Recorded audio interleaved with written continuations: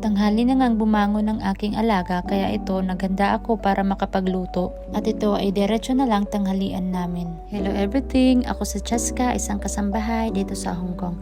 And welcome back to my mini vlog, another day in my life here in Hong Kong. At ngayon nga ay magluluto ako ng noodles. At dahil yan lang ang available dito sa bahay, medyo dinamihan ko na kasi gusto din kumain ng amo kong babae. Pero kadalasan nga ay kami lang ng alaga ko ang kumakain dito sa bahay, lalo na pag umagahan. Pero ngayon kasi tanghali na silang bumangon kaya diretso na ito tanghalian namin. Pero alam nyo ba, pag alam kong late na yan sila magigising, ay nagluluto ako ng itlog para meron naman akong makain sa umaga. Hindi ko kaya yun na diretso na lunch. Alam nyo naman sa atin sa Pinas, kailangan talaga may umagahan, may rice pa. Dito, minsan nga halos buong araw wala talagang rice, di ka talaga makakain ng kanin dito. Pero pag ikaw yung nandito ay masasanay ka na lang din ng walang rice. Eh kasi ulam pa lang busog ka na, madami kasi silang nilulutong ulam.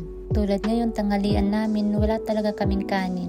Noodles lang, gulay, itlog at meat. Pero nabubusog naman din ako pag ganyang pagkain kasi nga madami din naman yan. Kadalasan gabi lang talaga sila kumakain ng kanin. Gabi lang din kasi kami nakukumpleto dito sa bahay. Pag tanghali din naman ay bumibili lang ako ng pagkain ko sa labas. Ayaw na nila ako magluto kasi nga mag-isa lang daw naman ako kakain. Which is gusto ko naman din para pagkain na lang yung akin, di ba?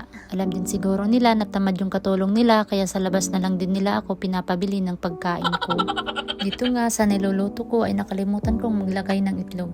Kaya kumuha ako ng 2 itlog para sagisa sila ng alaga ko at yung amo kong babae. Kumuha na din ako ng 1,450 sticks ng noodles. Binilang talaga. At ayan nga, nung kumaladkad na, ay kumulo pala. Nilagay ko yung itlog at para din naman maluto yung 2 itlog kasi gusto ng amo ko na buo yung itlog. At nilagay ko na din ang mga gulay pa isa-isa. Inuna ko lang yung medyo makapal. At pinakuluan ko pa ito ng ilang minutes pa para maluto naman din yung gulay. At ayan, ready to serve na. Thank you for watching. Bye!